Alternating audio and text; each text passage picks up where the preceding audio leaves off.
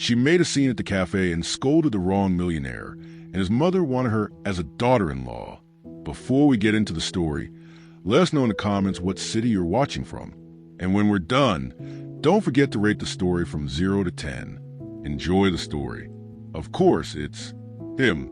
Ridiculous red suit, slick back hair, and a flower in the lapel. She muttered to herself, hiding behind the window of the fancy cafe on Park Avenue. On the other side of the glass, seated elegantly at the window table, was a man in a bright red suit and a blonde woman who was laughing far too loudly. Scarlett didn't need more proof. This was Mark, her best friend, Lisa's fiancé. And just as she suspected, he was cheating in broad daylight, no less, in the same cafe where he was supposed to have brunch with Lisa just a week earlier. Jerk! Lowlife coward, she whispered, marching toward the entrance of the restaurant. Scarlett wasn't one to watch injustice in silence. If Lisa didn't have the courage to confront the cheater, Scarlett had 3 times that. And today was about justice. Or, at the very least, one serious scene. She walked in with purpose, her heels echoing on the marble floor. A waiter tried to stop her, but she dodged him like a heat-seeking missile. There he was, red suit, slick hair, sitting at the table with an elegant gray-haired woman who carried herself like royalty. Scarlett stopped right in front of the table, took a deep breath, and shouted, "Mark, you rotten, shameless cucumber. You cheap traitor." Heads turned. The waiter froze. Somewhere in the back, a fork hit the floor, as if cheating on Lisa wasn't enough. Now you dress like this, a red suit. Who do you think you are? The Santa Claus of betrayal. And you, ma'am, no offense. All right, but with all due respect, you're elegant, refined, your hair shines like something out of a shampoo commercial. But don't you think you're a little too old for him? I mean, quite a bit, because my friend is young. Truly young. No Botox. And she doesn't look like a retired Chanel executive. The man blinked, confused. The woman choked on her tea. "Excuse me, who are you?" the man asked, clearly surprised. Scarlett didn't flinch. "Don't pretend you don't know me, Mark. I'm Scarlett, Lisa's friend. The one you swore to love, respect, and take to Paris, but you never did." The woman chuckled. "Scarlett, is it?"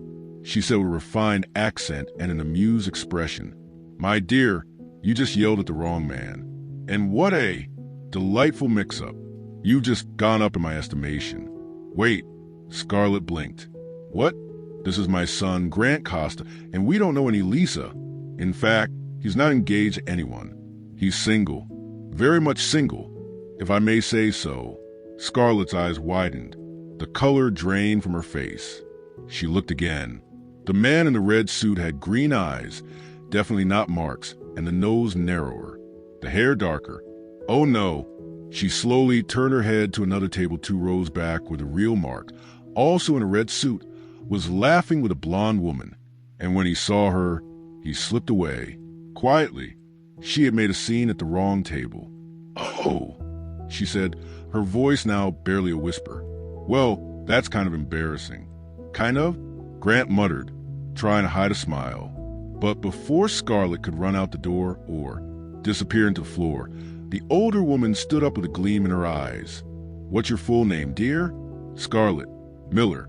She took Scarlett's hand firmly and announced loud enough for everyone to hear. "Scarlett Miller, a star's name, a storm of a personality. You're perfect." "Perfect for what?" Scarlett asked, still in full panic mode. "To set my son straight." "What?" "That's right. I'm Elena Costa, mother of the rotten cucumber. I mean, Grant. And my dear, if anyone on this earth can straighten this boy out, it's you." Grant coughed. "Mom, please." "No, Grant. I mean it. You surround yourself with fake socialites and yes-men in suits. And today, for the first time in years, someone told you the plain truth. I loved it." Scarlett blinked 3 times. "Is this really happening?" "Yes." "And tell me, are you single?" "Yes, but what?" "Perfect," Elena said, clapping her hands. "Scarlett Miller, you're going to marry my son." The entire cafe choked. Grant choked. Scarlett choked so hard she coughed. Is this some kind of prank? She asked, looking around, expecting to see a hidden camera crew. Not at all. I'm completely serious. You are exactly the kind of woman my son needs.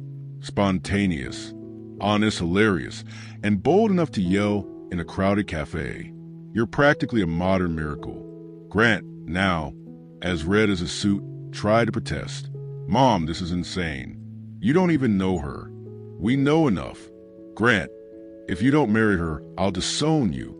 And Scarlett, if you don't accept, I'll sue you for defamation and perjury for calling my son a rotten cucumber in front of 36. Witnesses. What? That's insane. Maybe, but this is my family. Welcome, dear. Fine, I accept, Scarlett said, resigned, still not quite believing what was happening. Elena Costa clapped her hands enthusiastically while Grant rubbed his face, clearly questioning his life choices. The cafe was still completely silent, with every customer watching the scene as if it were a live soap opera episode. Excellent, Elena exclaimed. Tomorrow at 2 o'clock in the afternoon at the Madison Avenue Registry office. Nothing fancy, just the necessary paperwork. Grant, you bring the witnesses. Mom, this is crazy, Grant muttered. Crazy as you being 32 and not having one decent girlfriend. Scarlett's going to be the best thing that's ever happened to you. You'll see. Scarlett left the cafe in shock, walking through the streets of Manhattan, as if she were in a strange dream or a nightmare. She still wasn't sure. The cold wind hit her face, bringing her back to reality. She had just agreed to marry a complete stranger. 20 minutes later, she was at the door of the apartment she shared with Lisa. Her friend was on the couch watching Netflix and eating popcorn. Lisa, you won't believe what happened, Scarlett said, tossing her purse on the floor. Let me guess, you got yourself into some kind of trouble. Lisa paused the show, turning to her with interest. Worse, much worse. I made a scene, but with the wrong man. What do you mean? Scarlett flopped onto the couch next to her friend and told the whole story from when she saw Mark with another woman too. The cafe incident, and finally Elena Costa's crazy proposal. With every detail, Lisa's eyes grew wider. Wait. Lisa grabbed her friend's hand. You're telling me that Mark, that shameless guy, was cheating on me and some rich lady decided you were perfect for her son just because you yelled at him in public? Basically, yes. And you agreed to marry him? She threatened to sue me and he was going to lose his job. What was I supposed to do? Lisa stayed silent for a few seconds, processing it all. Then she started laughing. First, quietly, then louder and louder until she was laughing uncontrollably. Lisa, this isn't funny. No, sorry, she said, wiping tears from her eyes. It's just only you, Scarlett. Only you could turn revenge on a cheater into an arranged marriage. Thanks for the moral support, Scarlett muttered. But look at the bright side. At least you won't have to share an apartment with me anymore. And from what you said, he's good looking, right? Lisa, relax. I'm kidding. But seriously, you said it's temporary, so don't stress. Sign the papers, live together for a while, and then you two get divorced. Simple.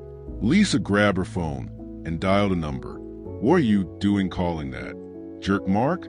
If I'm going to be maid of honor at a whirlwind wedding, I might as well get rid of my own problem first. The call connected, and Lisa put on speaker. Hi, honey. Mark's voice came from the other end. Mark, we need to talk. Lisa said firmly. What's up? I'm breaking up with you. What? You heard me. I'm ending our relationship right now over the phone. Lisa, you're crazy. We were doing fine.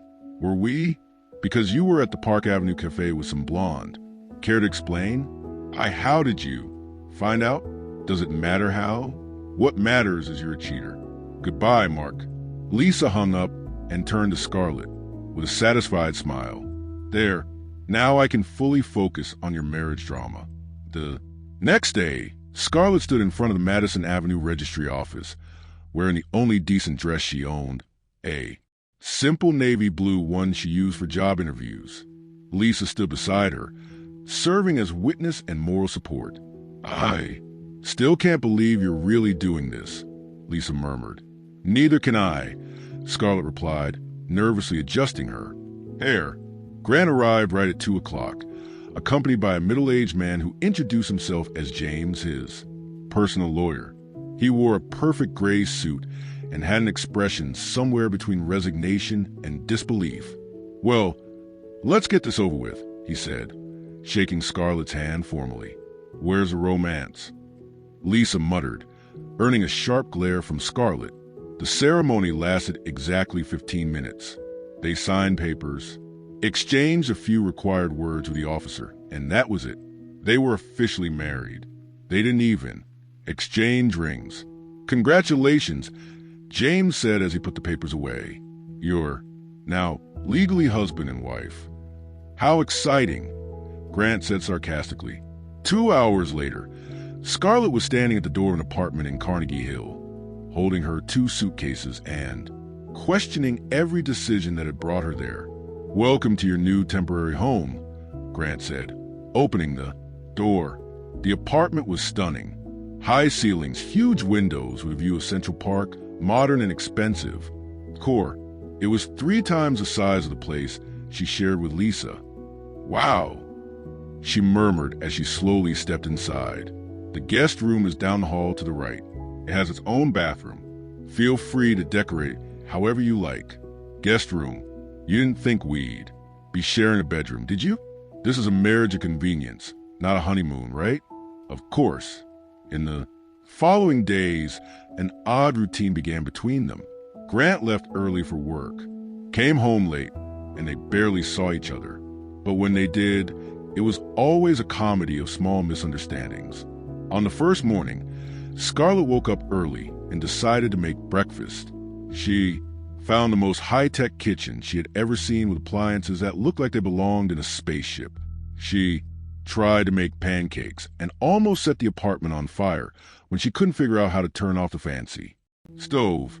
Grant came running down in his pajamas, thinking it was a real fire. What are you doing? He shouted, turning off the fire alarm. Trying to make breakfast. How was I supposed to know this stove has more buttons than an airplane? That's a $15,000 professional stove. $15,000 for a stove? You could have bought a car. I have 3 cars. Of course you do. On the second day, Scarlett decided to rearrange the living room because according to her, it had no life. Grant came home from work and found all the furniture in different spots. You moved everything around, he said, standing at the door. I made it better. Now there's more energy, more movement. Before it looked like a home. Decor magazine, no soul. I liked it the way it was. Grant, you had the books. Organized by color. By color? Who does that? Organized people. People with no imagination. Look, now they're sorted by topic. Much more useful. Grant looked at the messy shelves inside. You're going to drive me crazy. Probably, she said, smiling, but at least you won't die of boredom. On the third day, Grant tried to get back at her by messing with her closet. Scarlett found all her clothes, rearranged by type and color. Seriously? She yelled from the bedroom. You organized my clothes. Thought you'd like it, he replied from the living room, trying not to laugh. Grant, I had a system. Work clothes were separate from weekend clothes, which were separate from gym clothes. Now they're organized logically. Logically for who? A robot. But every time Grant tried to get under her skin, Scarlett responded with good humor and creativity.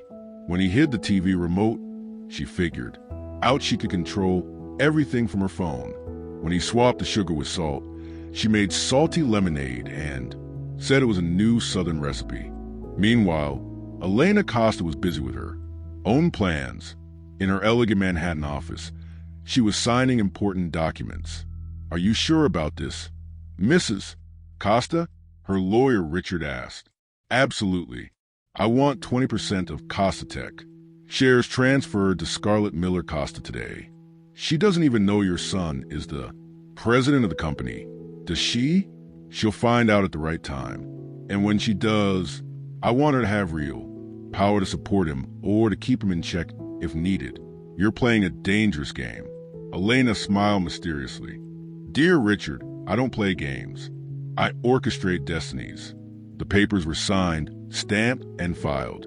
Scarlett Miller Costa now owned a sizable share of one of New York's biggest tech companies, without having any idea her life was about to change. Completely.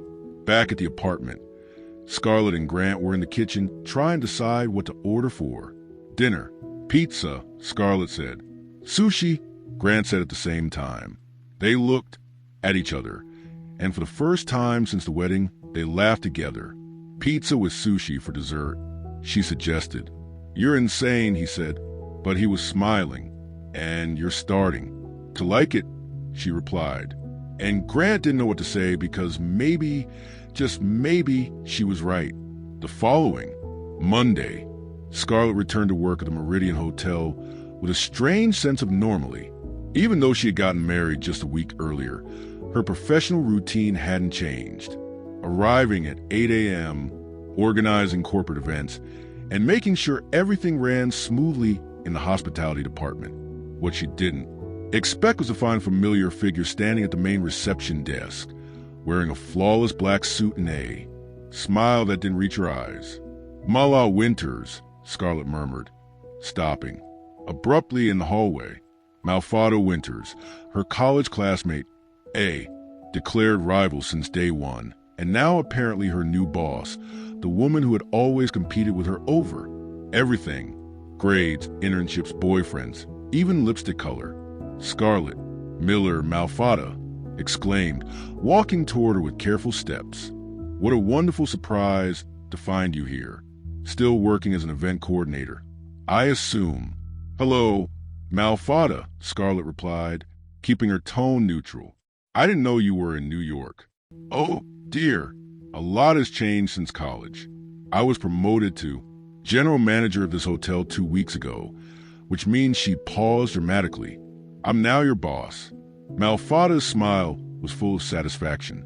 Scarlett felt a knot in her stomach, but didn't show it. Congratulations on the promotion, she said politely. Thank you. And speaking of changes, I've heard some interesting rumors about you. Word is you got married recently. What was his name again? Grant something. Scarlett frowned. How did Malfa know about her marriage? Grant Costa, she answered cautiously. Oh, right. Costa. Interesting name. And what does he do? He works in tech. How vague. Well, regardless, I hope your personal life won't interfere with your professional performance. We have very high standards here. Before Scarlett could answer, a familiar male voice spoke behind her. Malfada, I don't believe it. Scarlett turned around and saw Mark, Lisa's ex-boyfriend, walking over with a broad smile. He was wearing a navy blue suit and carrying a leather briefcase. Mark. Malfada opened her arms dramatically. What a wonderful coincidence. What are you doing here? He asked, hugging her. I'm the new general manager. And you? I was just hired as the hotel's financial consultant. I'll be handling all the audits and cost-benefit analyses. Scarlett watched the exchange and felt something was off. The coincidence was just too big. Scarlett, Mark said, finally noticing her. What a surprise to see you working here. Mark, she replied coolly. Oh, you two know each other? Malfada asked with fake innocence. Mark was dating my best friend until last week, Scarlett explained. Oh, Malfada feigned surprise. How delicate. Well, I hope this doesn't make the workplace uncomfortable. Over the following weeks, it became clear that Malfada and Mark had teamed up with one goal, to make Scarlett's life miserable at the hotel. It started with small things. Malfada would change Scarlett's shifts at the last minute, assign her to events that were impossible to organize alone, and constantly question her decisions in front of other employees. Scarlett, about Thursday's event, Malfa said during the morning meeting, "Why did you choose red? Roses for the decor? Don't you think that's a bit ordinary?" The red roses were a specific request from the client. Scarlett replied calmly, "HM, and you Didn't try to suggest something more refined, more elegant. That's what we expect from our coordinators. Creativity, not just following instructions. Mark, present at the meeting as a consultant, added. Speaking of costs, Scarlett, the Friday event's budget went 12% over. How do you explain that? The client requested last-minute changes to the menu. Everything was documented and approved by the previous management. Previous management? Malfatti repeated. Well, now we have new standards. Let's not let this happen again. The sabotage campaign escalated. Malfatti began giving Scarlett incorrect information about event times and specifications. Mark would discover financial issues and project Scarlett was managing, always in front of others. During a major corporate event, they pulled off the most humiliating stunt yet. Malfatti told Scarlett that the event would start at 7 p.m. when in fact it was scheduled for 6. When Scarlett arrived an hour late, she found angry clients and chaos everywhere. Scarlett, Malfatti shouted theatrically in front of everyone. Where were you? The event started an hour ago. You told me it was at 7, Scarlett said, confused. 6 o'clock, dear. It's always been 6 o'clock. It's been on the schedule since the beginning. Mark appeared holding a tablet. I can confirm that. Here's the original schedule. It's always been 6. Scarlett looked at the document and saw that it did in fact say 6 o'clock. She was sure Malfatti had said 7, but she had no way to prove it. This is unacceptable. Malfatti went on raising her voice so everyone could hear. Our clients can't be affected by professional negligence. I wasn't negligent, Scarlett protested. There was a misunderstanding. A misunderstanding? Mark shook his head. Scarlett, this is irresponsibility. How can you coordinate events if you can't even show up on time? The clients whispered among themselves, clearly unhappy. Scarlett felt her face burn with humiliation and anger. She knew it had been a setup, but she couldn't prove it. We'll settle this later, she said, trying to keep her dignity. Right now, I need to make sure the event runs perfectly. And it did. Even arriving late, Scarlett managed to organize everything down to the smallest detail. The event was a complete success, but the damage to her reputation was already done. The next day, Malfatti called her into her office. Scarlett, we need to talk about your performance. My performance has been excellent given the circumstances. Circumstances? Malfatti pretended not to understand. Dear, you showed up an hour late to an important corporate event. That's unforgivable. You told me it was at 7 o'clock. Are you suggesting I lied? Malfatti stood up, outraged. That's a very serious accusation. Mark walked into the office at that moment, as if the timing had been rehearsed. Sorry to interrupt, but I just got a formal complaint from yesterday's clients. They're considering canceling future events at the hotel. See, Malfatti said, your actions have consequences. Scarlett, I'm considering firing you. You can't fire me over a misunderstanding. We can and we will, Mark replied, unless you have some influence we don't know about. At that exact moment, the office door opened and Elena Costa walked like an elegant hurricane, wearing a pink Chanel suit and carrying a purse that probably cost more than Scarlett's yearly salary. Excuse me, she said with that refined accent Scarlett knew so well. I'm looking for my daughter-in-law, Scarlett Costa. The office fell completely silent. Malfa and Mark froze. Mrs. Costa, Scarlett said, surprised. What are you doing here? I came to see how you're adjusting to work, dear. And from what I heard in the hallway, not very well. Elena turned to Malfatti with a smile that didn't reach her eyes. You must be the manager. I'm Elena Costa, chairwoman of the Costa Group, owner of this hotel. Malfatti turned. Pale, Mrs. Costa, it's an honor. Is it? Because from what I just heard, you're threatening to fire my daughter-in-law over a misunderstanding about the schedule. No, ma'am. It's just that Mark, isn't it? Elena turned to him. Scarlett's best friend's ex-boyfriend. What an interesting coincidence that you work here now. Mark swallowed hard. Ma'am, I quiet. Elena raised her hand. Scarlett, dear, do you like working here? I do, Mrs. Costa, but it's been challenging. I can imagine. Well, I have a solution. Elena pulled a folder from her purse. I just signed your promotion to Vice President of Hotel Operations, effective immediately. What? Malfada and Mark exclaimed together. Vice President, Elena repeated calmly. That means Scarlett is now your superior, Malfada. And Mark, your services as a consultant are no longer needed. You're fired. That's impossible. Malfada protested. She doesn't have the qualifications to be vice president. She does now. Elena smiled. And if you have a problem with that, you can hand in your resignation letter as well. Mark made one last attempt. Ma'am, with all due respect, but this looks like nepotism. Elena stared at him with icy calm. Young man, my family built this empire when you were still in diapers. Don't tell me how to run my business. She turned to Scarlett. Dear, your new office is on the 12th floor. I think you'll have a lot of work reorganizing things around here. Malfada was white as a sheet. Mrs. Costa, I apologize if there was any misunderstanding. There was no misunderstanding, Elena said. There was an attempt to sabotage my daughter-in-law.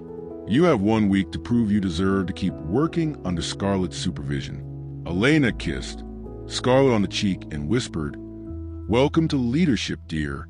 Use it wisely. After Elena left, Scarlett looked at Malf and Mark, who were still in shock. Well, she said calmly, I think we have a lot of work ahead of us. Mata, I need a full report on all hotel operations on my desk by 9 a.m. tomorrow. And Mark, you can start packing your things. Mark left the office in silence, defeated. Malfada stood there, still trying to process what had just happened. How? She murmured. How did you, Malfa? Scarlett said, sitting in the chair that just minutes ago belonged to her rival. You've always underestimated people. That's always been your weakness.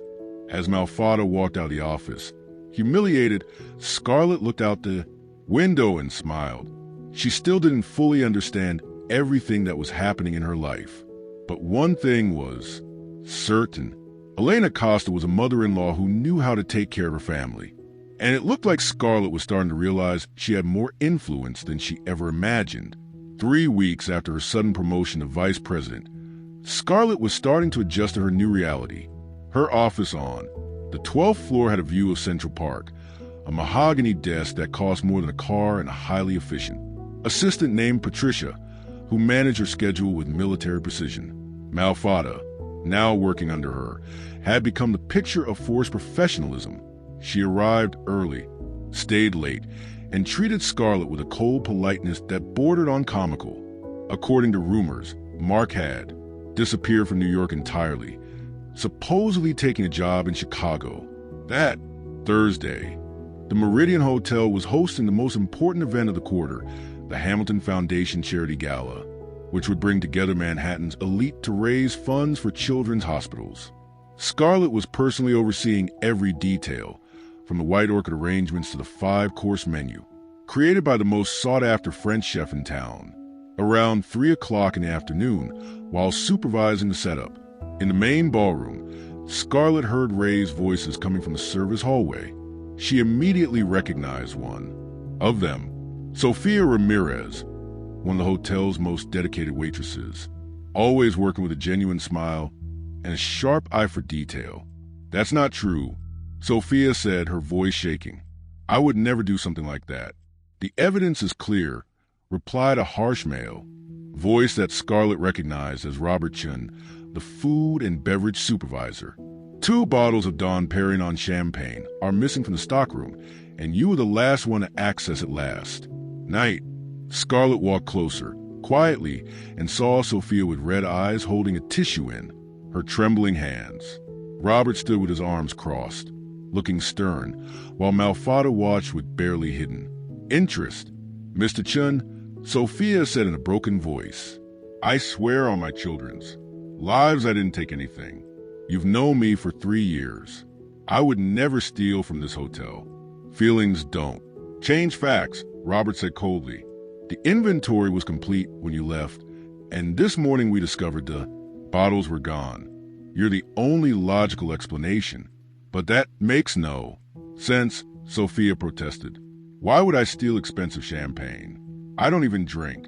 Malfada stepped in with a fake, concerned smile. Sophia, dear, I know your financial situation has been tough. 2 small kids, late rent. Maybe you thought selling the bottles could help fix a few problems.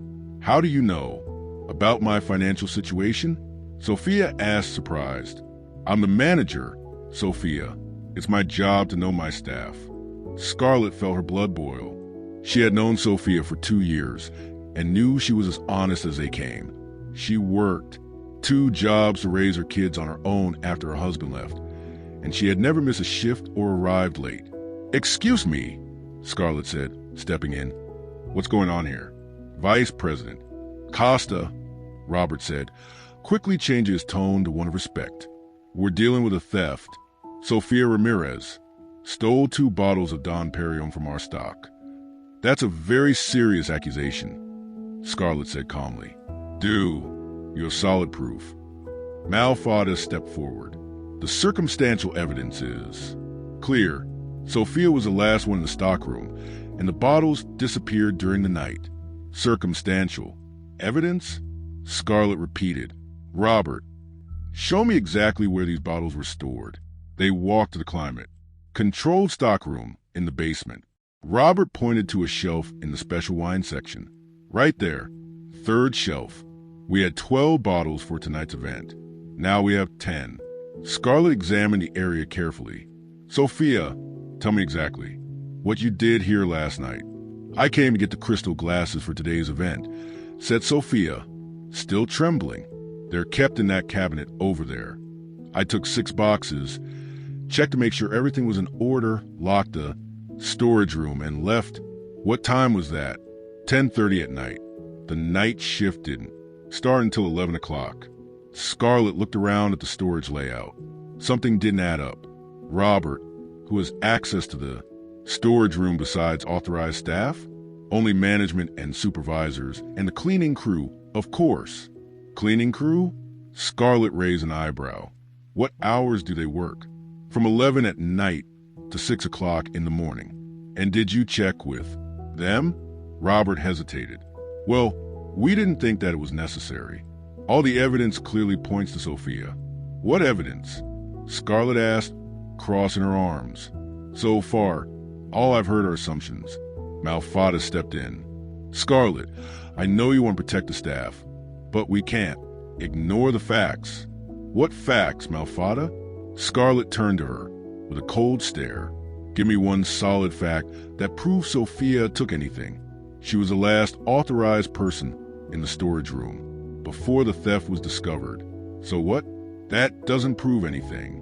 Robert, bring me a full list of everyone who entered the storage room in the last 48 hours.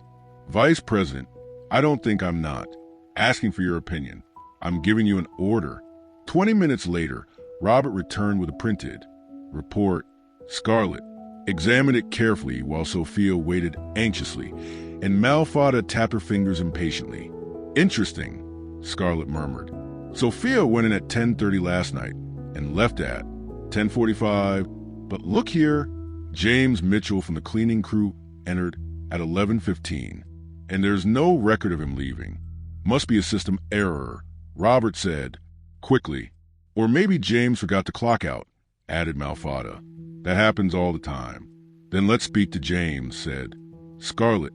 Patricia, bring James Mitchell to my office right away. 15 minutes later, everyone was gathered in Scarlett's office. James Mitchell was a nervous man in his 50s, sweating heavily despite the air conditioning. James, Scarlett said calmly, were you working in the storage room last night? Yes, ma'am. Just the usual cleaning routine. And do you remember seeing anything unusual? James hesitated, glancing nervously at Robert and Malfa. No, ma'am. Everything seemed normal. Are you sure? Scarlett leaned forward. Because your badge didn't record your exit. Why is that? I forgot to. Clock out. James, How long have you worked here? 7 years, ma'am. And in 7 years, how often have you forgotten to clock out? James swallowed hard. Rarely, ma'am. Scarlett stood and walked over to the window, thinking. Then she turned around with a determined expression. James, let me ask you something. Where do you live? In the Bronx, ma'am. And how do you get home after your shift? By subway, ma'am. The subway at 6 o'clock in the morning must be packed. Hard to carry extra items, right? James began to sweat even more. Yes, ma'am. That's why you left the champagne bottles in your locker here at the hotel, isn't it? So you could come back for them later, when it was less crowded. Silence fell over the room. James looked down defeated. How did you figure it out? He whispered. Simple logic, Scarlett said. Sophia doesn't drink. She has 2 young children and an impeccable reputation. She'd never steal something she couldn't even sell easily. You, on the other hand, have unrestricted access to the storage room during the night when no one is around. Robert was speechless. James, is this true? I need the money, James admitted, breaking down. My wife is sick and the medication is expensive. Where are the bottles? Scarlett asked, not without compassion. In my locker in the staff room. Scarlett turned to Sophia, who was crying with relief. Sophia, you are completely cleared of any accusation, and I want you to know your job is secure. In fact, I'm promoting you to supervisor of the special events team. Thank you, ma'am. Sophia could barely speak through the emotion. Thank you for believing in me. Robert, said Scarlett, turning to the supervisor. James will be transferred to another department with reduced pay, but he won't be fired. We're going to help him find resources to take care of his wife. As for you, I hope this teaches you to investigate properly before making accusations. Yes, ma'am. I apologize for the mistake. Scarlett turned to Malfada, who was visibly uncomfortable. Malfada, I need to speak with you alone. Once everyone had left, Scarlett faced her subordinate. You knew it wasn't Sophia, didn't you? What do you mean? You know every employee's financial situation, remember? Including James. I bet you knew he was desperate for money. Malfada didn't reply, but her expression confirmed Scarlett's suspicion. You let Sophia be accused unfairly, hoping I would fire her. Why? Because she's competent and well-liked. Scarlett, you're being paranoid. No, Malfa, I'm being observant. This is your last chance to prove you can work as part of a team. The next time you try to sabotage an innocent colleague, you'll be looking for a job somewhere else. At that moment, the office door opened and Elena Costa walked in with her usual grandeur, wearing a royal blue Valentino dress and a proud smile. My dear daughter-in-law, she said, kissing Scarlett on the cheek. I just spoke with Sophia in the hallway. She told me everything. Mrs. Costa, what are you doing here? I came for tonight's gala. Of course, and good thing I did. I just witnessed a brilliant example of leadership and fairness. Elena turned to Malfada with a frosty smile. Malfada, isn't it? I've heard quite a bit about you, Mrs. Costa. It's an honor. Is it? Elena cut her off because from what I've seen, you seem to have a tendency to create unnecessary problems. Madam, I was just quiet. Elena raised her hand gracefully. Scarlett, dear, you handled this situation perfectly. Intelligence, compassion, and firmness. Exactly the qualities we expect from our family. Elena opened her Hermes purse and pulled out a sealed envelope. This is for you. A small token of appreciation for your outstanding work. Scarlett opened the envelope and found a legal document. Her eyes widened as she read it. Mrs. Costa, this is performance bonus equal to 20% of the shares you already own in the company. Elena said casually, now you have even more stake in the family. Business. Malfada turned pale. Shares? What shares? Elena smiled mysteriously. Dear Malfada, there's so much you don't know about our Scarlett. She's not just a vice president of this hotel. She's a co-owner of the entire Costa Group. How is that possible? Malfada stammered. It's possible when you marry. My son and proved day after day that you deserve to be part of this family, Elena replied. Something some people will never understand. Elena kissed Scarlett again. Dear, I need to get ready for the gala. I expect to see you shining tonight, as always. After Elena left, Malfa looked at Scarlett with a mix of shock and envy. You really own part of the company? Apparently, yes, Scarlett said, still processing it. And Malfa, I want you to understand something.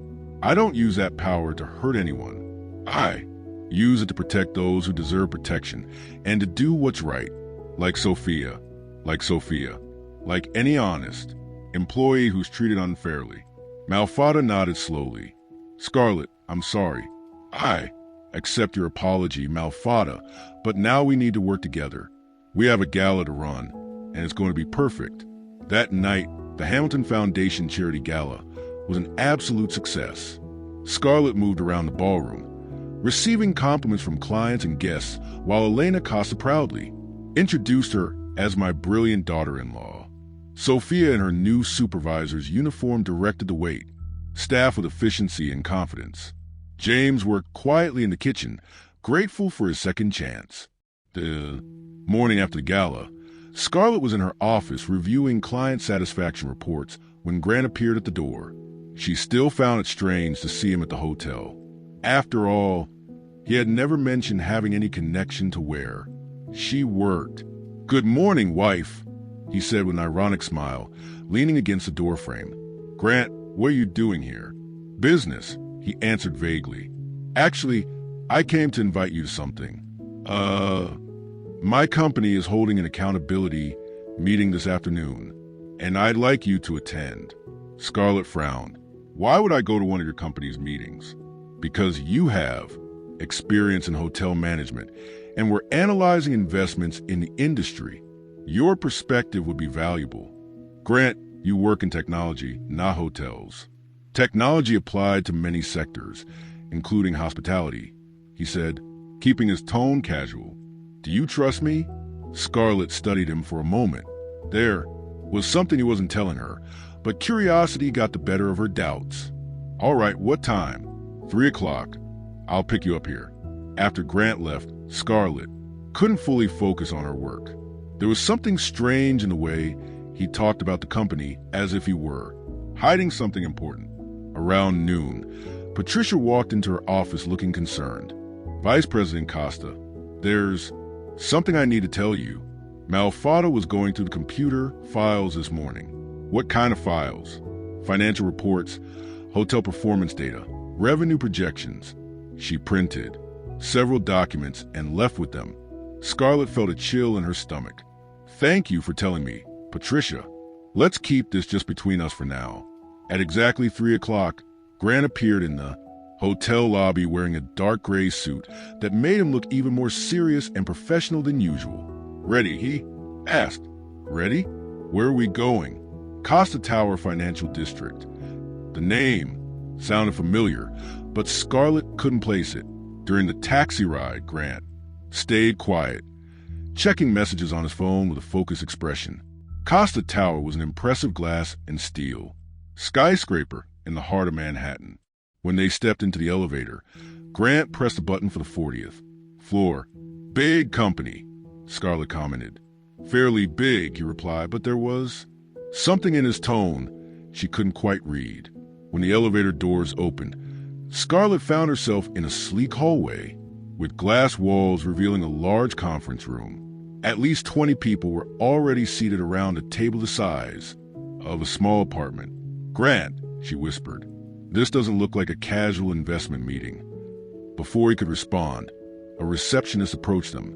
Mr. Costa, everyone is waiting. Scarlett stopped in her tracks. Mr. Costa, Grant, what's going on here? I'll explain later, he said, guiding her into the room. Just trust me for now. The meeting began with formal introductions. Scarlett was introduced as special consultant in hotel management, but it was clear her presence sparked curiosity among the executives in the room. Everything seemed routine until the CFO, a bald man named Richardson, announced, "We have some concerns about the Hotel Meridian's performance last quarter." Scarlett straightened in her seat. This was her area. "What kind of concerns?" Grant asked. Richardson opened a folder and began reading.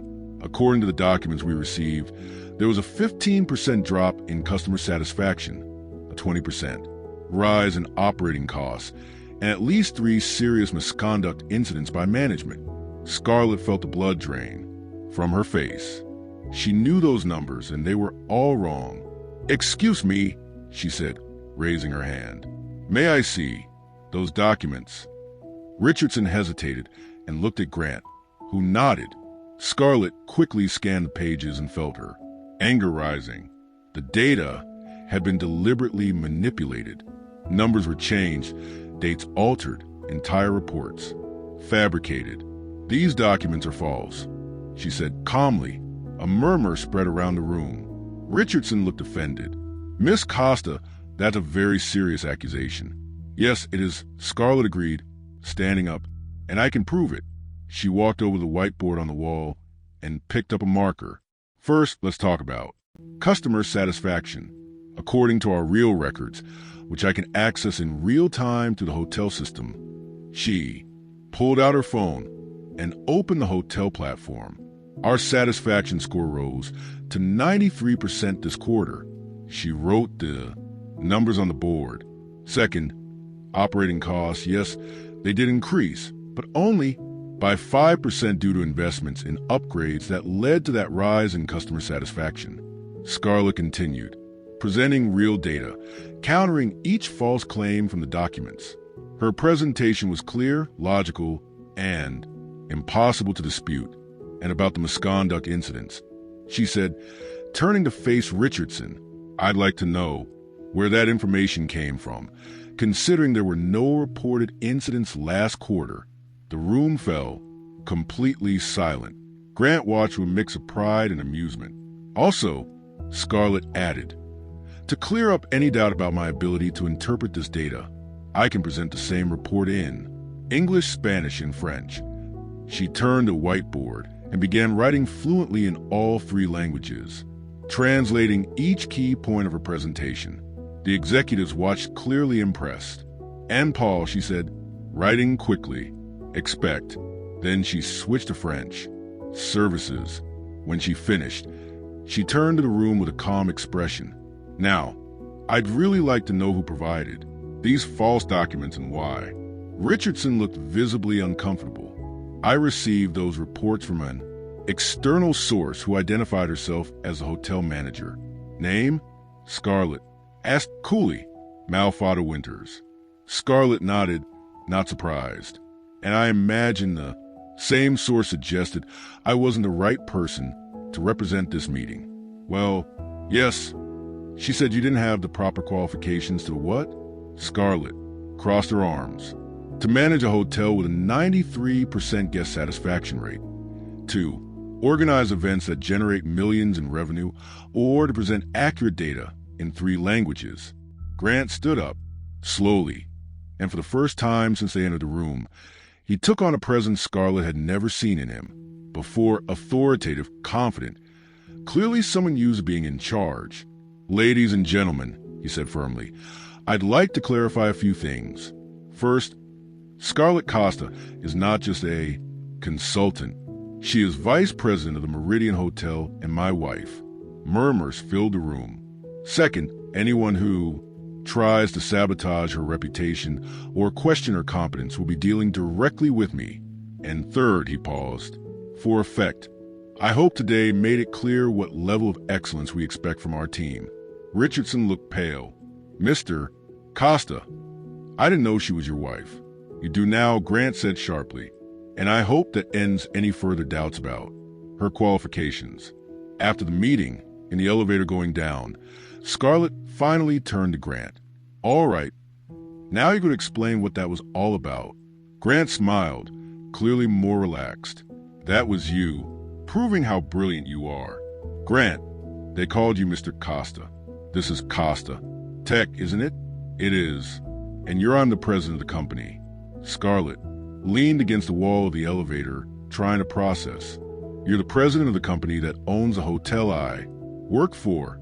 Technically, my mother is chair of the board. I just handle day-to-day operations. Grant, why didn't you tell me? Because I wanted you to shine on your own, which you did today. The elevator doors open on the ground floor, but Scarlett didn't move. Did Malfa know you were testing me? No. She genuinely tried to sabotage you by sending those fake reports. She thought she was hurting you and doing me a favor. At the same time, Scarlett shook her head, still taking it all in. Your family is more complicated than I thought. Wait until you meet my dad, Grant said with a smile. But today you are amazing. 3 languages, Scarlett. Really? Hotel management school. Language skills are required. Well, you impressed the whole room, including me. As they walked out of the building, Scarlett looked up and saw the Costa Tower rising majestically against the New York sky. So, I'm actually married to the president of one of the biggest companies in the city. Technically, yes. And Malfada tried to sabotage me without realizing she was trying to bring down her own boss's wife. Yes, Scarlett started laughing at first quietly, then louder and louder. What? Grant asked, puzzled. It's just poor Malfada. She really has no idea what she got herself into. Does she? Grant smiled too. None.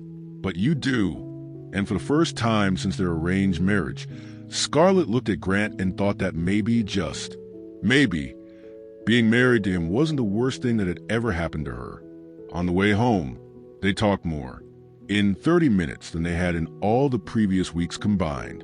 So, Scarlett said, still processing everything, your mother really arranged our marriage knowing exactly who you were and where I worked.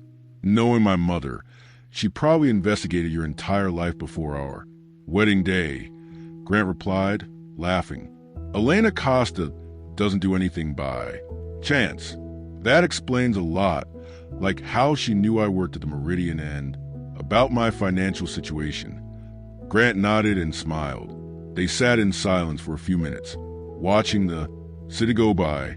Finally, Grant turned to her. Scarlett, can I ask you something? Of course. Do you regret it saying yes to marrying me? She thought carefully before answering. Honestly, in the beginning, yes. I thought you were all completely crazy. But now I don't know. It's been interesting. Interesting? That a polite way of saying chaotic, unpredictable, and strangely fun. Grant laughed. That's the best description of my family I've ever heard. And you? Scarlett asked. Do you regret it? Surprisingly, no, he said, looking straight into her eyes. Actually, I wanted to invite you to something else. What kind of invitation? Because if it's for another business meeting, I'd rather not. No, Grant laughed. Dinner tonight. A real dinner. Not those weird meals we have at home where we pretend we're just roommates. Scarlett felt something strange in her stomach. Like a date. Exactly like a date. She studied him for a moment. There was something different about Grant since the meeting. Less formal, more genuine. All right, she finally said, but I picked a restaurant. Deal. 3 hours later, Grant was standing at the door of a small Italian restaurant in the village, clearly out of his comfort zone. The place was cozy with tables far too close to one another and a menu written by hand on a chalkboard. Scarlett, he said, when she arrived, are you sure this is the right place? Grant, you've eaten in Michelin star restaurants your whole life. Tonight, you're going to try real food. The waiter, a genuine Italian named Yeppy, led them to a tiny table by the window. First time here, Yeppy asked Grant, his accent thick. Yes, Grant replied, looking nervously at the handwritten menu. Leave it to me then, Yeppy said excitedly. I'll make something special, Grant whispered to Scarlett. He didn't even ask what we want to eat. That's how it works here. Yeppy decides what you need to eat based on your face. And what face do I have? Someone who's never eaten homemade pasta in his life. Yeppy returned with a bottle of red wine and 2 steaming plates of linguine alavango. Ecco, he exclaimed, serving generously. Linguine with clams made the way my Nana used to, making Naples. Grant stared at the plate full of clams as if they were aliens. Yeppy, Scarlett, said my husband. Here is a little inexperienced with seafood husband. Yeppy's eyes widened.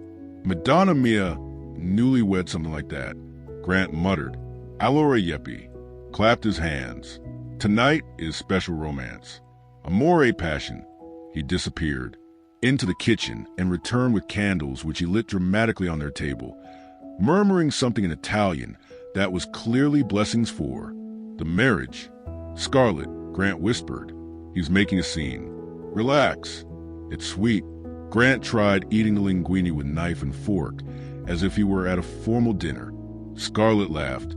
Grant, you're eating pasta, not performing heart surgery. Is there a right way to eat this? Like this? She showed him twirling the pasta on her fork with the help of a spoon. See? Simple. Grant tried to copy her, but ended up with half the plate on his chin. Scarlett laughed so hard she almost spilled her wine. Don't laugh at me, he said, but he was smiling too. Sorry, but you should see yourself. The great president of Costa, defeated by a plate of pasta. Giuseppe appeared again, this time with a small accordion. Pearly Spazzini, he announced, starting to play a romantic Italian song. Oh no, Grant murmured. Oh yes, Scarlett said, thoroughly enjoying herself. Yeppy began to sing in Italian, gesturing dramatically as other customers stopped to watch. Grant was as red as the marinara sauce, but Scarlett clapped enthusiastically. Bravissimo, Giuseppe, she shouted. When the song ended, the whole restaurant applauded. Giuseppe bowed theatrically and returned to the kitchen. I'm never letting you pick where we eat again, Grant said, trying to hide behind the menu. Admit it, it was fun. It was different. Grant, when was the last time you did something spontaneous? Something that wasn't on your schedule? He thought for a moment. Honestly, I don't remember. That's sad. It's practical. It's boring. Grant looked her in the eyes. You think I'm boring? I used to, she said, smiling, but you're getting better. After dinner, they walked through the village streets. The night was cool, and Scarlett pulled her coat tighter. Are you cold? Grant asked. A little. Without thinking, he took off his own coat and placed it over her shoulders. The gesture was so natural that both were surprised. Thank you, she said. Softly, they stopped in front of a small square with a lit fountain. A few people passed by, but the place was fairly quiet. Scarlett, Grant said, turning to her. I need to tell you something. What is it? He hesitated as if gathering courage. When my mother suggested we get married, I thought she completely lost her mind. I thought it would be the worst decision of my life. Thanks for the vote of confidence, Scarlett said, but she was smiling. Let me finish, he said, laughing nervously. I was wrong. Completely wrong. He took a step closer to her. These past few weeks, watching you work, seeing how you deal with people, how you stand up for those who need it. Scarlett, you made me realize I've been living only half a life. Grant, no, let me finish, he said, his voice growing more intense. I fell in love with you. Truly not because of the arranged marriage, not out of convenience, but because of who you really are. Scarlett felt her heart race. Are you sure? Absolutely, he said, stepping even closer. The question is, do you feel anything for me other than pity for the guy who can't eat spaghetti properly? She laughed, though her eyes filled with tears. Grant, you're annoying, obsessive, completely unspontaneous, and you organize books by color. That's not sounding very hopeful. But she went on, placing a hand on his cheek. You're also kind, smart, you have a smile you hide too much, and you make me feel like I can take on the world. And that means I might have fallen for my crazy husband, too. Grant smiled, that genuine smile she was starting to love, and leaned in to kiss her. But at the last second, he tripped on the edge of the fountain. Grant, Scarlett caught him before he fell into the water. Perfect, he said, laughing at himself. Most romantic moment of my life, and I nearly fall into a fountain. Idiot. she said affectionately, pulling him close. This time when he kissed her, there were no stumbles. The kiss started soft, hesitant, like they were still getting used to the idea that this was real. Then it deepened, and Scarlett felt like the entire world had stopped around them. When they finally pulled apart, they were both out of breath. "Wow," she whispered. "That's a good reaction," he said, smiling. "Grant, what if we went home?" "Of course, it's getting late anyway." "No," she said, looking into his eyes. "Home together? For real?" Understanding slowly spread across Grant's face. "Scarlett, are you sure?" "I'm sure. I want to find out what it's really like to be married to you." They walked hand in hand to the apartment, the energy between them shifting from nervous to electric. In the elevator, Grant pulled her close again, kissing her against the wall. "Are you sure about this?" he murmured against her lips. "Grant, stop asking him, kiss me." And he did. That night, Scarlett and Grant's arranged marriage finally became something real. And Elena Costa, who at that very moment was having tea in her apartment 3 blocks away, smiled mysteriously to herself, as if she knew exactly what was happening. "Mission accomplished," she whispered, toasting alone with her porcelain teacup. 2 weeks after the night that changed everything between Scarlett and Grant, they were enjoying a quiet breakfast in the apartment when the intercom rang insistently.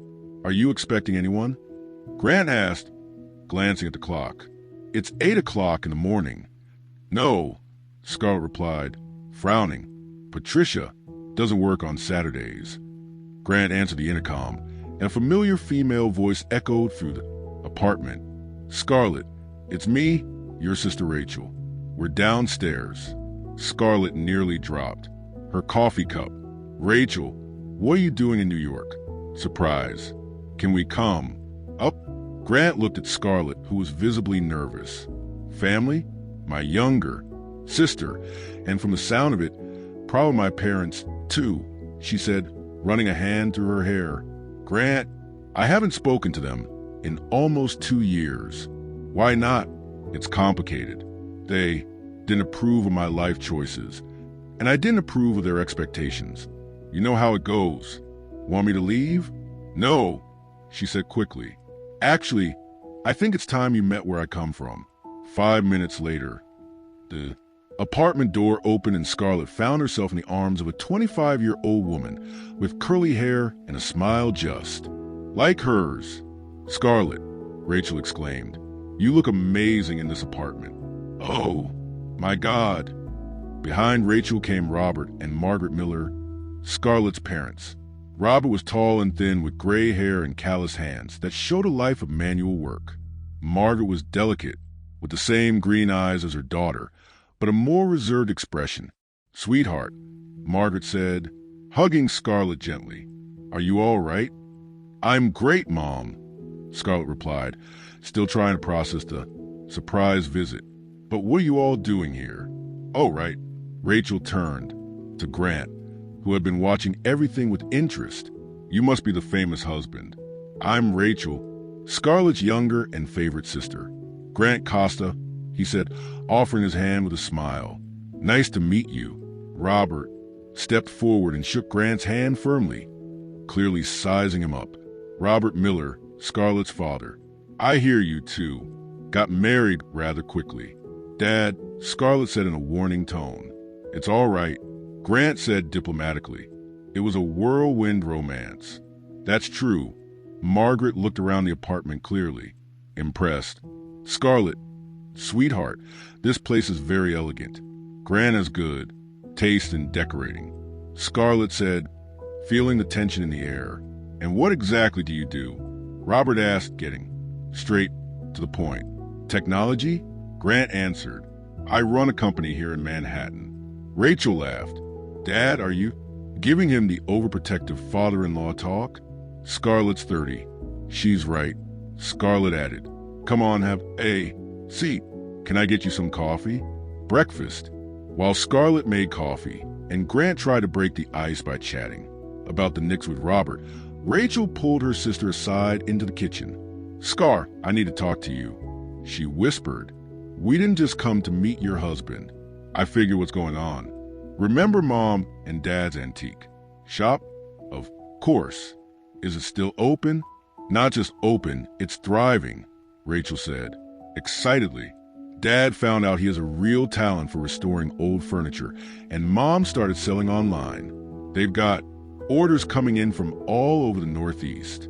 Scarlett gave a genuine smile for the first time since her family arrived. That's wonderful. I always knew Dad had a gift. The problem is they've reached the limit of what they can handle alone.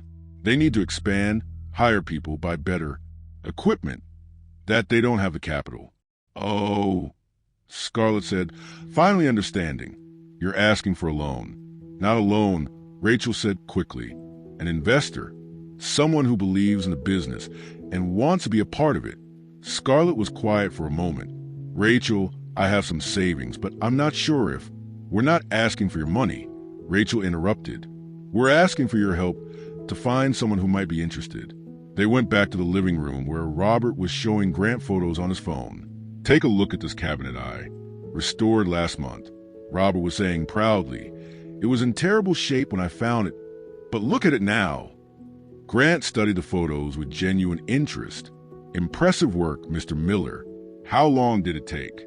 3 weeks. Just working in my spare time. If I did it full time, I could finish one in a week. And how much did you sell it for? $1,200. I bought it for $50. Grant let out a low whistle. That's a great profit margin. Margaret joined the conversation. Grant, the online part of the business grew 300% in the last year. We have a 2-month waiting list for restored pieces. Mom, Scarlett said, surprised, you're running a business now. Your mother's always had a good head for business, Robert said. It just took me 30 years to start listening to her. Advice. Rachel told Grant about the expansion plans while Scarlett watched her family with new eyes. They weren't the same people she had left 2 years ago. There was a new energy, a clear sense of purpose. I see, Grant said, after hearing everything. You need funding to grow, but you want to keep it a family-run business. Exactly, Robert said. We're not looking to sell our soul, just open up more opportunities. Grant stood and walked to the window, thoughtful.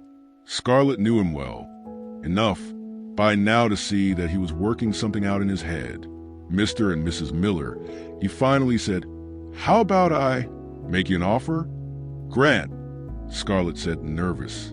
You don't have to. Let me finish, he said, smiling at her. You need investment. I need to diversify some assets. How about a real partnership? Robert raised an eyebrow. What kind of partnership? Cost the tech invest $200,000 to help expand your business. You keep 70% ownership, and we take 30. Along with the money, we'll provide tech consulting to improve your online sales and logistics. The room went completely silent. Margaret held Robert's hand. $200,000. Robert murmured, son, that's 10 times. More than what we thought we needed. With that amount, Grant explained, you could open a second shop, hire a full team, and still have plenty for digital marketing. He turned to Rachel. You studied business, right? Yes, I graduated 2 years ago. Perfect. You'd be our point of contact between Costa and the family business. Competitive salary, full benefits. Rachel looked at her parents, then at Scarlett, not sure what to say. Grant, Scarlett said, touching his arm. Can I talk to you for a minute? Privately? They walked into the bedroom, leaving the Miller family quietly processing the proposal. Grant, that's very generous, but you don't know my father. He's too proud to accept charity. This isn't charity, Grant said. Seriously, Scarlett. I quickly went over the numbers they mentioned. This business has real potential to grow. High profit margin, rising demand, competitive advantage. It's a smart investment. Are you sure? Absolutely. Besides, he smiled warmly. They're your family, and now they're my family, too. When they went back to the living room, Robert was looking at some photos on Margaret's phone. Grant, he said, this offer is very generous, but I have to be honest. I've never worked with corporate investors. I'm afraid of losing control of what I built. I understand completely, said Grant. How about this? We do a 6-month trial period. If you're not happy with the partnership, we'll buy back our share for the amount invested, plus 10%. Margaret looked at her husband. Robert, this could be the chance we've been waiting for. And how? Would Scarlett be involved? Robert asked. As a family consultant, Grant replied, immediately. She understands both the business and the personal side. She'd be perfect to make sure the partnership works for everyone. Rachel practically jumped off the couch. Dad, Mom, you have to accept this. This is the opportunity of our lives. Robert looked at Scarlett. Honey, what do you think? Scarlett felt her eyes fill with tears. 2 years ago, when she left home, things had been tense and cold. Now, her father was asking for her opinion on an important family decision. I think you built something beautiful, she said, and I think you deserve the chance to see how far it can go. Robert extended his hand to Grant. Partner, you've got a deal. While Grant and Robert discussed practical details, Margaret walked over to Scarlett. Honey, I want to apologize for how things were when you left home. Mom, no, let me say it. You were right to follow your own dreams. And look what you've achieved. She looked around the apartment, then at Grant. I'm proud of you. Scarlett hugged her mother, feeling as if a weight she had carried for years had finally been lifted. I missed you too, she murmured. Rachel joined the hug. Miller family reunited, and now with a billionaire partner. Billionaire? Scarlett asked, looking at Grant. She's exaggerating. Grant said, blushing slightly. I'm just very well off. Robert laughed. Son, it doesn't matter how much money you have. What matters is that you make my daughter happy, and judging by her smile, you're doing a good job. That afternoon, while the Miller family explored Manhattan with Grant, acting as their personal tour guide, Scarlett realized her life had completely changed. Not only had she found love where she least expected, but she had also reconnected with her family. And for the first time in a long while, the future felt full of endless possibilities. 6 weeks after the Miller family's visit, Scarlett was in her office at the hotel when a sudden wave of nausea hit her. She rushed to the private bathroom, holding her mouth, and when she came back, Patricia was looking at her with concern. Vice President Costa, are you all right?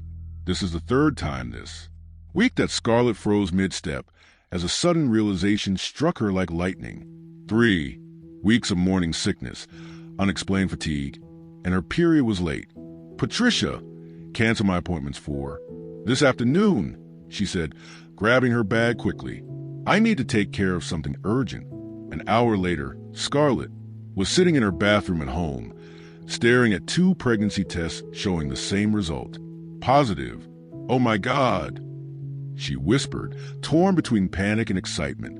Oh my God, she heard the front door open and Grant's voice echoed through the apartment. Scarlett, I'm home. Patricia called me, saying, you left early. I'm here, she shouted, still in shock. Grant appeared at the bedroom door. Are you all right? Patricia said you weren't feeling. He stopped when he saw her expression in the tests in her hand. Scarlett, are those positive? She said, her voice barely a whisper. Grant, I'm pregnant. The silence lasted exactly 3 seconds before Grant crossed the room in 2 strides, picked Scarlett up in his arms, and spun her around the house. Really? He shouted, laughing. Really? Grant? Put me down. I'm nauseous. He gently set her on the couch, knelt in front of her, and held her hands. How? Are you feeling? Are you happy? Scared? Should we call a doctor? Schedule tests. Grant breathed, she said, laughing at his excitement. I'm happy. Scared too, but happy. We're gonna have a baby, he said like he was testing the words. A baby, Scarlett. We're gonna have a baby, she repeated. And this time she could feel the full joy of it without fear. Grant kissed her gently. I love you so much. I love you too. The following week, they told Elena, who reacted like she had just won the lottery. She cried, shouted, and immediately started planning how to turn one of the extra rooms into a nursery fit for royalty. That was also the week Melissa Hawthorne came into their lives. Scarlett was having lunch with Grant at a restaurant near Costa Tower when an elegant woman walked up to their table. She was tall, blonde, wearing a designer dress that probably cost more than most people make in a month. "Grant Costa," she said with a bright smile. "What a wonderful coincidence to run into you here." Grant looked up, clearly not recognizing her at first. "Sorry, you are Melissa Hawthorne from Hawthorne Industries. We met at the country club charity event last month." "Oh, right, Melissa. This is my wife, Scarlett." Melissa's smile faltered for just a second. "Wife, I didn't know you got married recently," Grant said, taking Scarlett's hand across the table. "How interesting," Melissa said, quickly recovering. "Well, I don't want to interrupt, but Grant, I'd love to talk to you about some business opportunities. How about we schedule a lunch? You can reach out to my assistant," Grant said, politely. "She handles all my professional appointments." After Melissa left, Scarlett raised an eyebrow. Who was that? Daughter of the owner of Hawthorne Industries, one of the biggest investment firms on the East Coast, and she seemed interested in more than just business. Grant laughed. "Scarlett, are you jealous?" "Maybe just a little." "Well, don't be. I only have eyes for my pregnant wife." 3 days later, Melissa showed up at Grant's office unannounced, walking right past a receptionist like she owned the place. "Grant," she said, as she entered his office, "we need to talk." "Melissa, you should have scheduled a meeting. This can't wait," she said, sitting in the chair across from his desk. "Grant, I'll be direct. Our companies together would be an unbeatable force in the market. A Hawthorne-Costa merger would dominate 3 industries. Thanks for the offer, but Costa isn't interested in any mergers at the moment. What if I said there's more to this than just business?" She leaned in. "Grant, we both know strategic marriages are common in our world. You and I together would be Melissa." Grant interrupted firmly. "I'm married." "Happily married to who?" "That girl from the restaurant." Melissa laughed dismissively. "Grant, be realistic. You need a wife who understands your world, who can complement your business. Someone from your social level. Someone like you, exactly like me." Grant stood up. "Melissa, let me be very clear. I love my wife.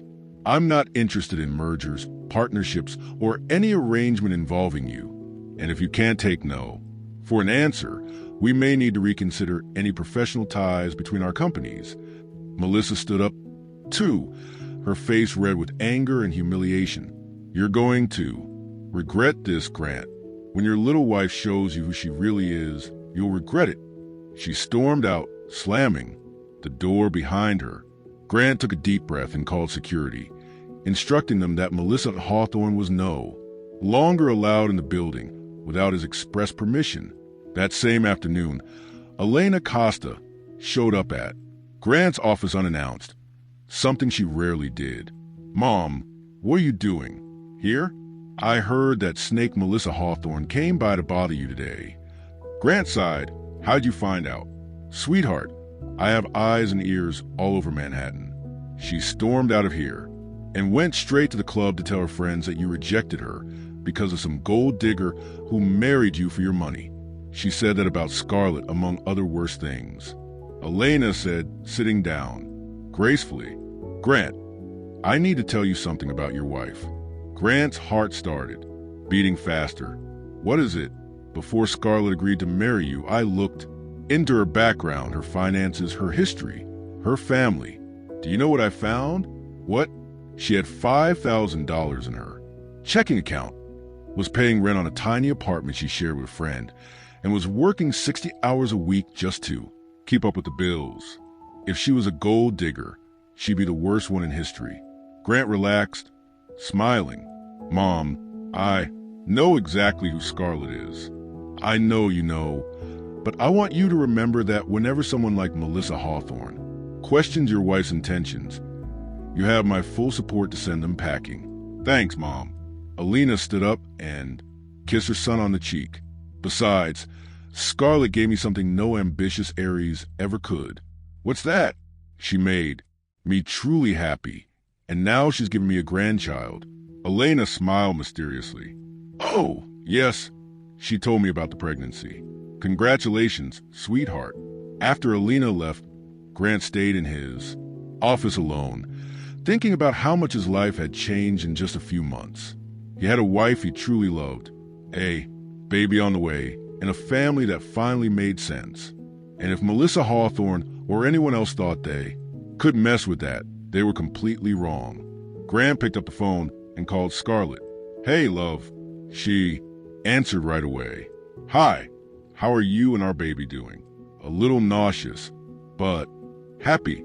Why, I just wanted to hear your voice, he said, smiling. I love you, Scarlett. I love you, too, always. And as Grant hung up, he knew without a doubt he had made all the right choices in life. The annual Manhattan Business Elite Gala was the most important event on the city's social calendar. Held at the Metropolitan Museum, it brought together the most influential names in business, politics, and society. Grant and Scarlett arrived together, she glowing in a navy blue dress that subtly hid the early signs of pregnancy. Are you sure you're feeling okay?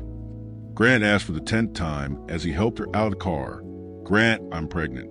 Not helpless. Scarlett said with a laugh. Besides, I really want to meet this famous father of yours you've been avoiding talking about. Grant made a face.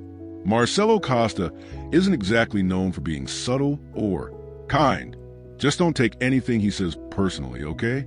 They walked into the main hall where hundreds of people move around among ancient sculptures and priceless works of art. Elena Costa was. Already they're looking stunning in a gold dress, chatting with a group of high society women. My darlings, she said, kissing them both. Scarlett, you look absolutely stunning. How are you feeling? Better every day, Scarlett replied. Where's Mr. Marcello? Grant said he'd be here. Elena pointed to the far side of the hall where a tall, commanding man was talking with a group of businessmen. Marcelo Costa had the same, billed as Grant, but with a much sterner, more imposing look. There he is, probably discussing how to take over a few more markets, Elena said with a touch of sarcasm. Grant was about to take Scarlett over to meet his father when Melissa Hawthorne suddenly appeared, blocking their path. Grant, she said brightly, what a wonderful coincidence. And Scarlett, right? What an interesting dress. Hello, Melissa, Scarlett said politely. How are you? Very well. Thank you. Actually, I was hoping to talk to Grant about that proposal we discussed. Melissa, Grant said firmly, I already told you I'm not interested. Oh, but maybe you'll change your mind when you hear how excited your father is about the idea of a partnership between our families. Before Grant could respond, a deep voice came from behind them. Grant, finally, I need a word with you. Marcelo approached, completely ignoring Scarlett and focusing all his attention on his son. Dad, Grant said cautiously, this is my wife, Scarlett. Marcelo looked at Scarlett like he was seeing her for the first time, which she probably was. Wife? He asked confused. Grant, what are you talking about? We got married a few months ago, Grant explained. I thought Mom told you. Elena didn't mention anything about a wedding, Marcelo said, clearly irritated. And this seriously complicates the plans we had. For you, Melissa stepped forward with a sly smile. Mr. Costa, maybe I can clarify things. Grant and I have been talking about a strategic partnership between our companies, which would also include a personal union. Exactly, Marcelo said, perking up. Melissa, darling, you'd be perfect for Grant. A merger between Costa and Hawthorne Industries would be, Dad, Grant interrupted, raising his voice. I'm already married to Scarlett, and I'm not interested in Melissa or any business merger. Grant, be reasonable, Marcelo said, lowering his voice, but keeping the stern tone. You can't let teenage feelings get in the way of smart business decisions. The room was starting to notice the rising tension. Conversation stopped, and people began turning to watch the drama unfold. Scarlett felt her blood boil. "Excuse me, Mr. Costa, but your son isn't a teenager. He's a grown man who can make his own decisions." Marcelo looked at her with disdain. "Young lady, you clearly don't understand how business works in our family."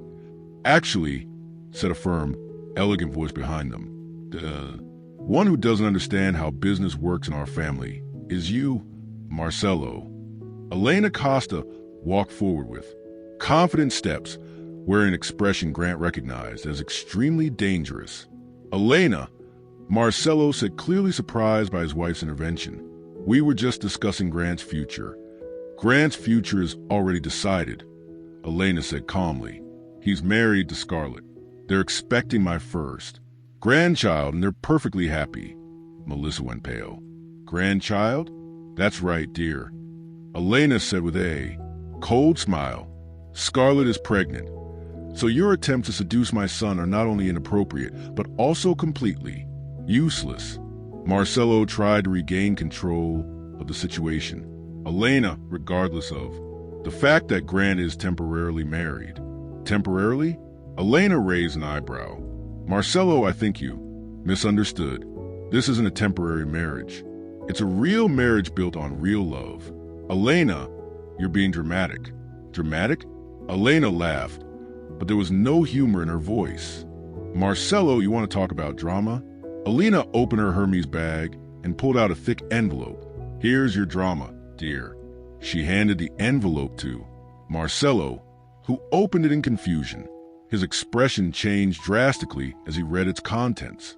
"Divorce papers?" he muttered in disbelief. "Signed, stamped, and ready to be filed," Elena confirmed. "Marcelo, after 35 years of marriage, I'm divorcing you." The entire ballroom went silent. Even the waiters stopped serving. "Elena, have you lost your mind?" Marcelo stammered. "On the contrary, I finally come to my senses," she said calmly. "For years, I've watched you try to control our sons. Life as if you were just a chess piece in your business games.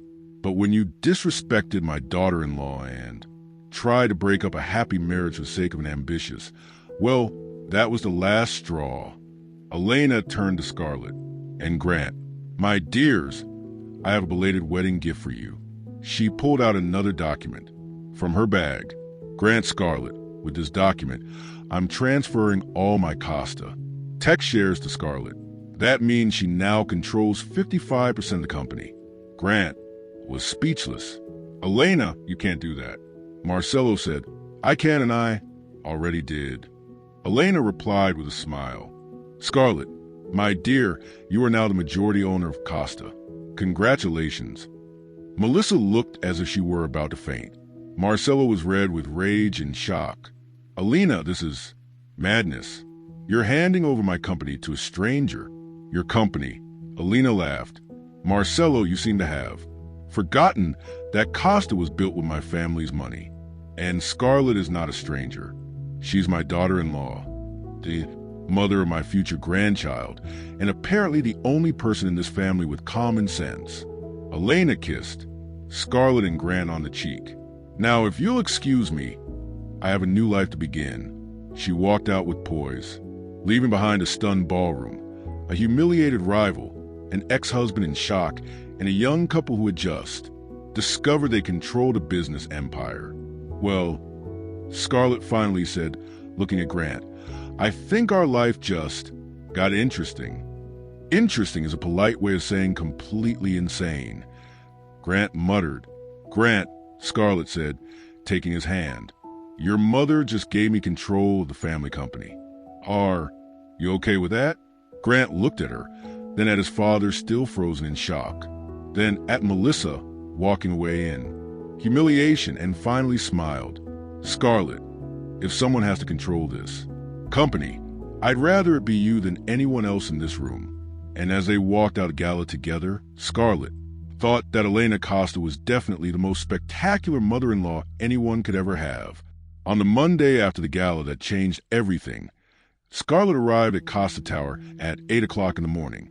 As the new majority owner of the company, she had a full schedule, meetings with directors, contract reviews, and one particular task she had been postponing for weeks.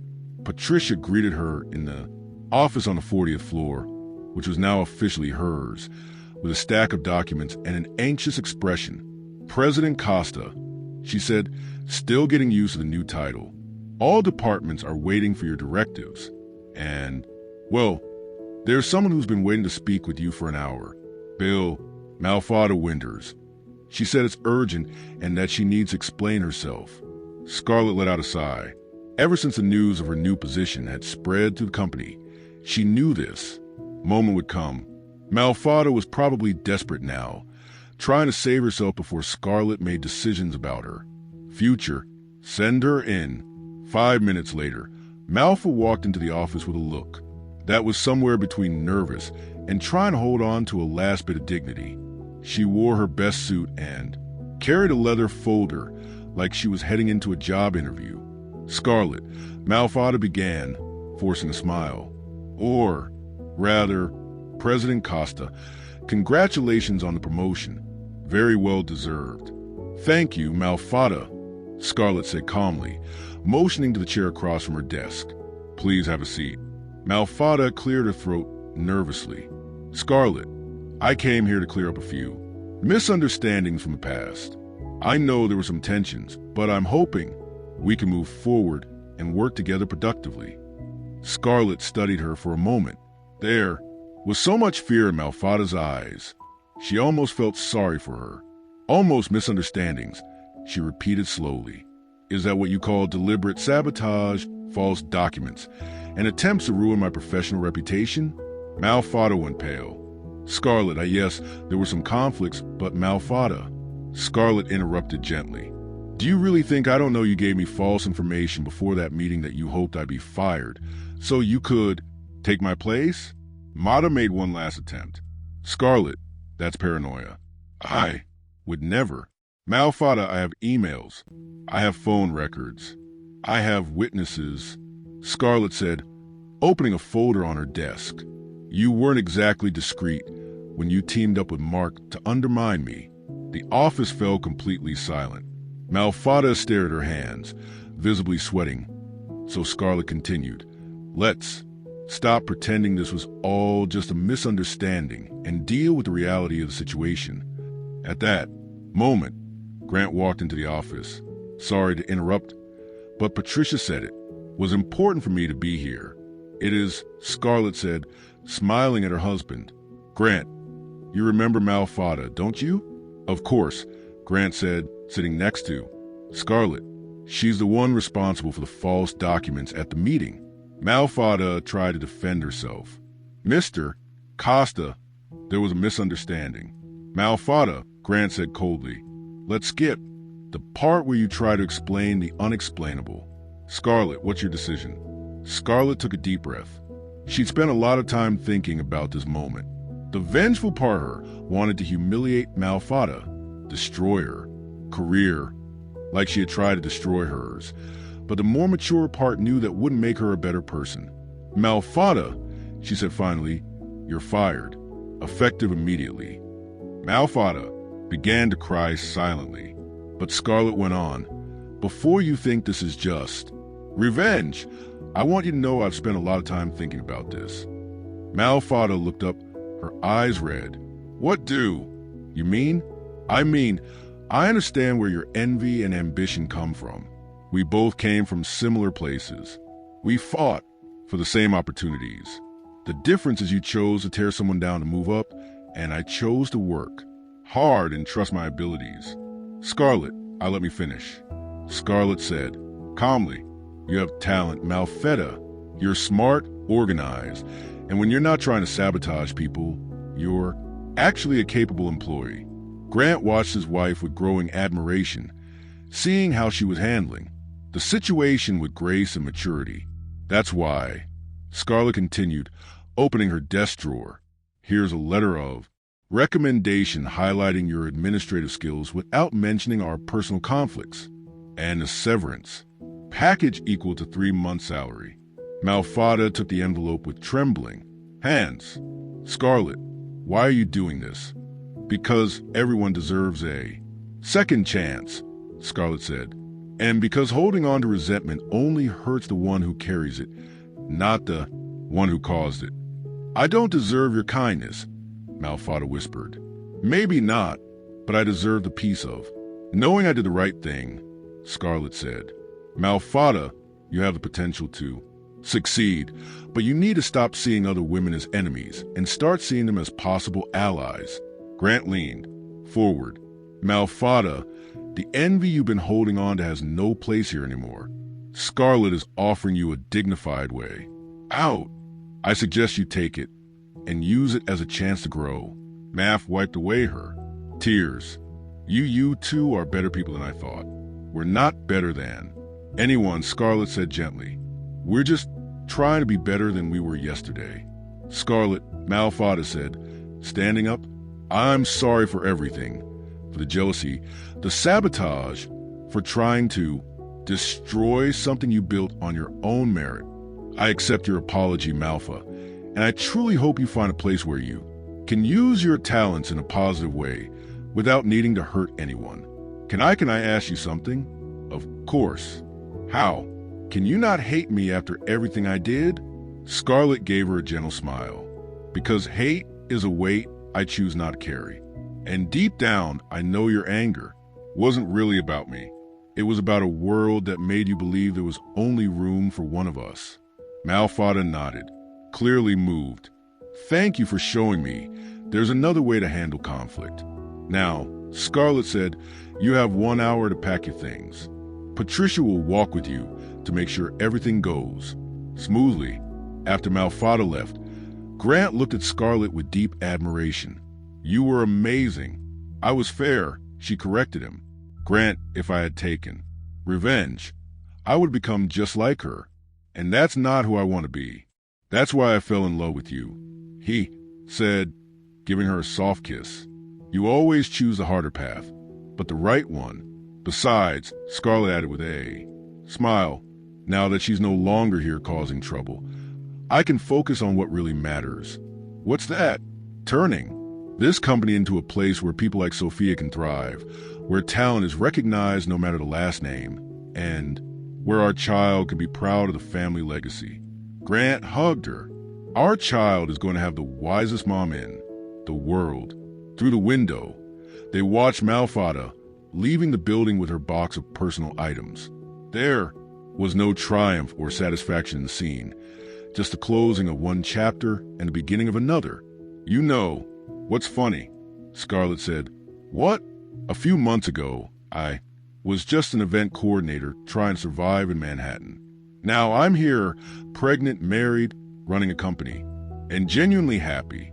My mom always says that when you choose love instead of fear, the universe works in your favor. Your mom is a wise woman, and so are you becoming one. 6 months after the episode with Malfada, Scarlett was in her office at Costa Tower, reviewing the quarterly reports when Grant appeared at the door with a mysterious look and a bouquet of red roses. Grant, she said, looking over her reading glasses. What are you doing here in the middle of the afternoon? I came to kidnap my wife for a very important appointment, he said with a smile.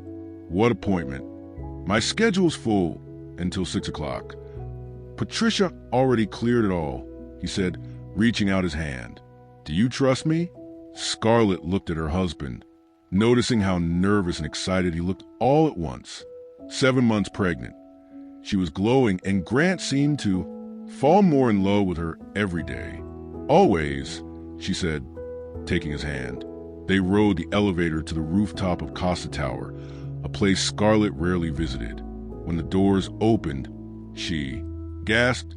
The rooftop had been transformed into a magical garden with golden lights hanging between potted trees, rose, petals scattered on the floor, and a breathtaking view of Manhattan at sunset. Grant, she whispered, what is all this? He led her to the center of the terrace, where an arch decorated with white and Gold flowers stood. "Scarlett," he said, stopping and turning to face her. "8 months ago, we got married because my mom forced us.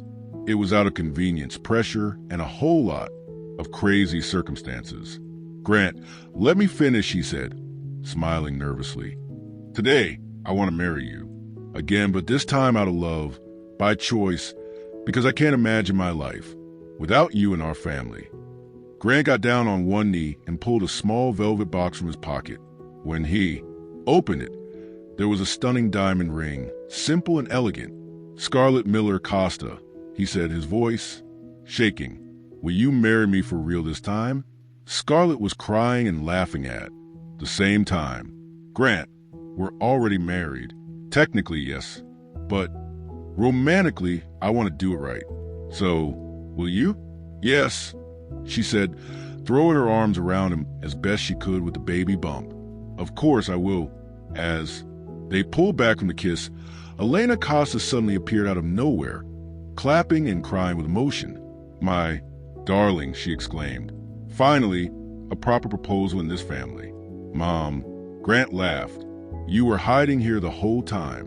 "Of course, someone had to capture the moment," she said, waving to a professional photographer who stepped forward discreetly.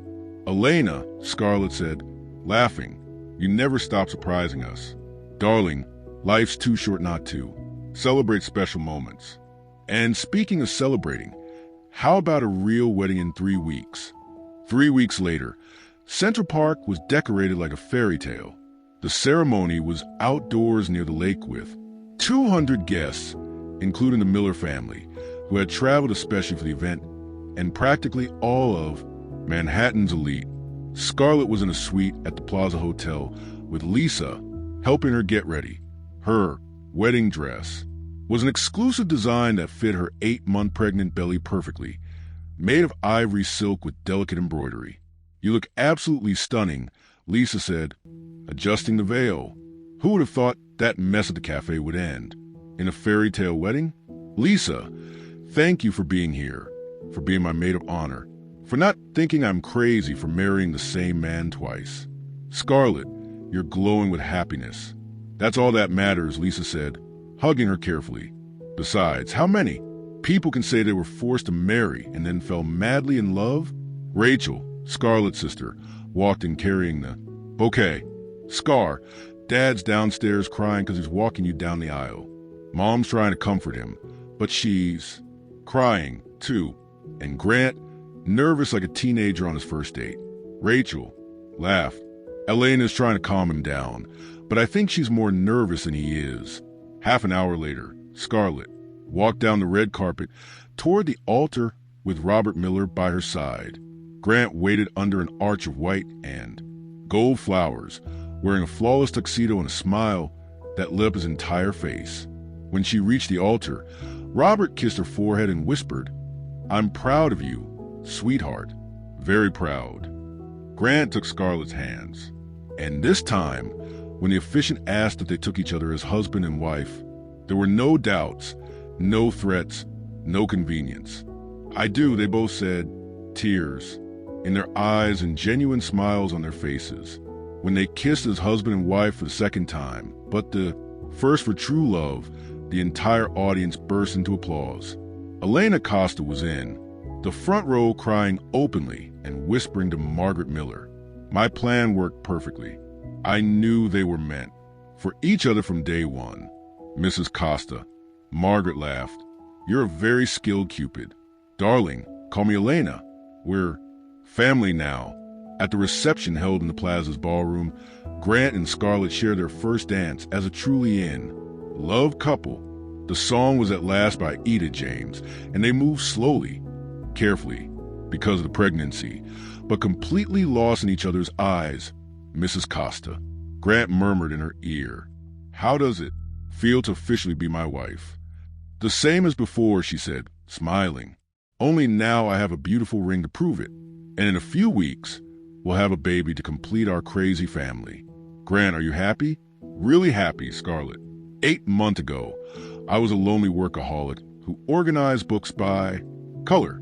Today, I'm a married man with an amazing woman, expecting our first child and sharing control of the company with the smartest person I know. So yes, I'm more than happy. I'm complete. During Elena's speech, she raised her glass of champagne. Scarlett drank grape juice and said, "A few months ago, my son Grant was a very serious man who needed someone to shake up his overly organized life. Scarlett was a determined woman who needed someone who would support her unconditionally. Sometimes destiny needs a little push," she winked. "But in the end, love always finds a way." Lisa gave her maid of honor speech. I met Scarlett 5 years ago, and I've never seen her as happy as she's been in these past few months. "Grant, you've turned my best friend into the most radiant version of herself. And Scarlett, you've turned a serious CEO into a man who laughs out loud and eats pasta with his hands. You two are proof that the best marriages start with the most unlikely stories." When the party ended, it was already early morning. Scarlett and Grant went up to the hotel's presidential suite. Exhausted but glowing, Grant Scarlett said, kicking off her shoes and dropping onto the bed, "Our baby's going to be born into a world where his parents met because his mom yelled at his dad, thinking he was someone else. That's quite a story to tell when he grows up." Grant laughed, loosening his tie. "Do you think we'll be good parents?" Grant laid down next to her, placing his hand on her belly. "Scarlett, if we could turn forced marriage into a true love story, we can do anything." That night, while Manhattan sparkled below, Scarlett and Grant fell asleep in each other's arms, knowing they found something rare and precious, a love born out of chaos, strengthened through adversity, and blossomed through mutual understanding. And somewhere in the city, Elena Costa smiled in her apartment, content in knowing that sometimes, just sometimes, interfering in your children's lives can lead to something wonderful. What did you think of Scarlett and Grant's story? Share your thoughts in the comments. How would you rate the story? Subscribe to the channel and click the bell so you don't miss any of our stories. And take a moment to check out more heartfelt stories by clicking right here on the end screen.